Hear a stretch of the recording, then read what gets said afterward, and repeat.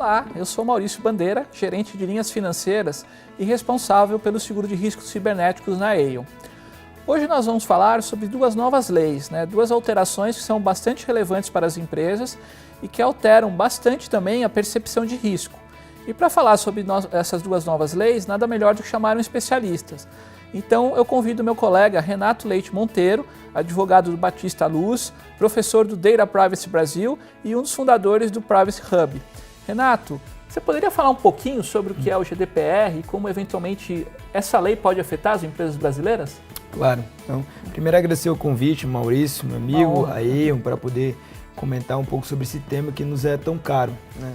Sobre a GDPR, eu acho que é importante entender que a GDPR ela é uma atualização, modernização e harmonização das leis de proteção de dados que já existiam no contexto da União Europeia, há quase 40 anos.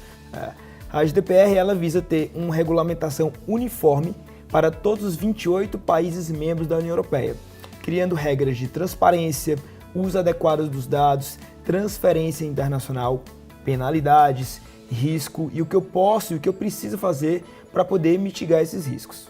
Uma questão que a gente tem que se perguntar é a seguinte: tudo bem, é uma legislação da União Europeia. Por que é que empresas de outros países, por que é que empresas brasileiras teriam que se preocupar com ela? Durante as discussões no Parlamento Europeu, os legisladores levaram em consideração o seguinte: dados pessoais, nessa sociedade movida a dados, modelos de negócios inovadores, os dados não respeitam limites geográficos. Eles não respeitariam limites da União Europeia. As empresas localizadas em outros países, Brasil, Estados Unidos, poderiam muito bem oferecer seus serviços para o mercado europeu. Se eu não tivesse uma legislação que também protegesse ou colocasse um dever de conformidade, era como se tivesse aqui um paraíso fiscal dos dados, vamos falar assim. Então foram criados alguns instrumentos para determinar que essas empresas tivessem que estar em conformidade.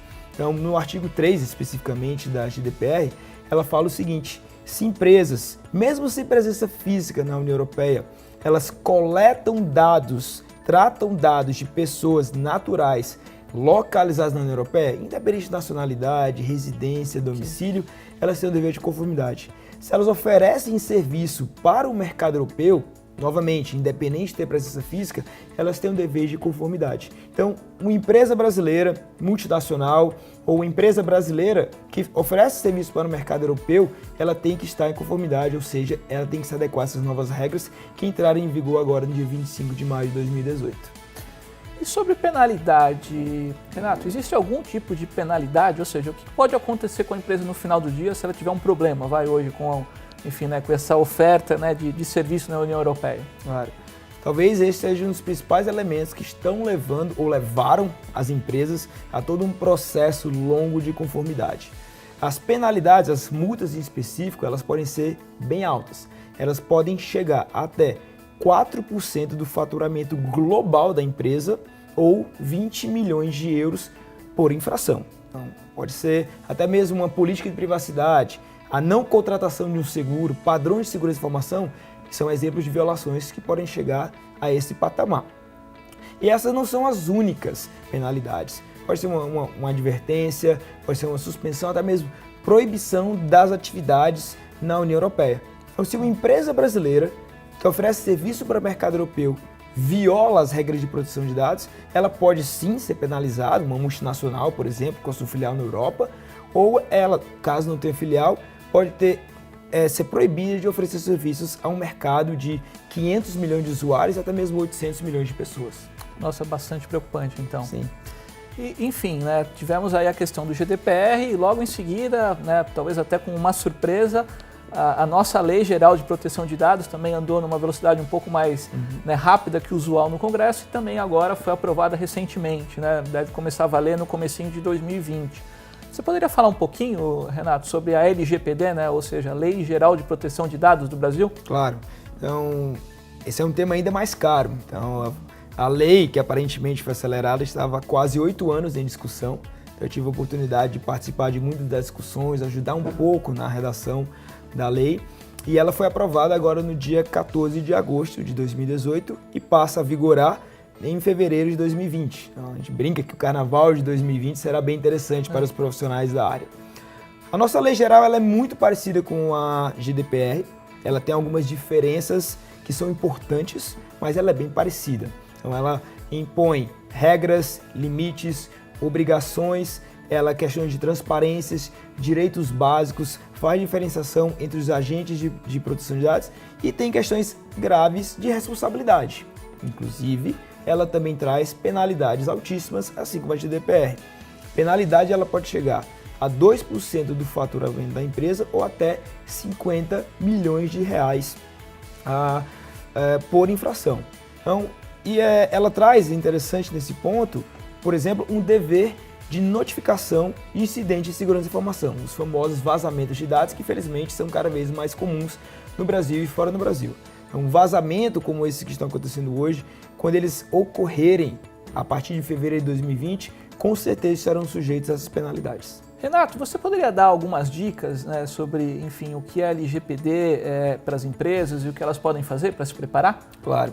Então, nós temos 18 meses, agora menos, 18 meses para se adaptar. Parece um longo período, mas não é. Por exemplo, a GDPR, as empresas tiveram 2 anos para se adaptar numa região do mundo que já tinha uma cultura de proteção de dados. No Brasil nós não temos. Então, realmente as empresas têm que se movimentar. Primeira dica que eu daria seria ações de conscientização. Então, conteúdos educacionais como esse, workshops, treinamentos, tanto para o corpo diretivo da empresa, porque algumas modificações têm que realmente ser top-down, como para os colaboradores que, de alguma forma, direta ou indireta, eles lidam com a proteção de dados pessoais ou lidam com os dados. Após essas ações de conscientização, a empresa tem em mente que ela realmente precisa se adequar às novas leis, e são todas as empresas que lidam com dados online e offline. Seria interessante ter 2 movimentos. O primeiro movimento seria indicar um encarregado, ou o Data Protection Officer, que pode ser um colaborador da empresa, pode ser um terceirizado. Nós já temos um novo tipo de serviço que seria o Data Protection Office as a Service, ou DPO as a Service. Esse encarregado teria as funções de supervisionar os movimentos da empresa de conformidade. Okay. Essa fotografia da conformidade pode ser feita através de uma metodologia chamada de Data Protection Impact Assessment, em que, a partir dela, é possível verificar várias ações que são necessárias para estar em conformidade. Por exemplo, revisão de contratos, criação de um comitê de dados, contratação de seguros cibernéticos, porque é necessário ter um plano de resposta a incidentes. Nesse plano de resposta a incidente, ações para mitigar. E nesse movimento, empresas como a Aion, que oferece esse tipo de serviço, eles podem ajudar muito. Então vamos lá. Ações de conscientização, indicar um DPO ou uma pessoa responsável pelo dever de conformidade para poder fazer a metodologia de conformidade e no Action Plan, ações para mitigar riscos, como a possível contratação de um seguro. Estivemos com Renato Leite, advogado do Batista Luz, num bate-papo muito esclarecedor. Realmente são 2 novas preocupações, 2 leis que afetam as empresas, tanto as brasileiras quanto aquelas com exposição no mercado europeu. E se você quiser saber um pouquinho mais sobre risco cibernético, acesse o nosso portal eionriscocibernéticos.com.br. Obrigado.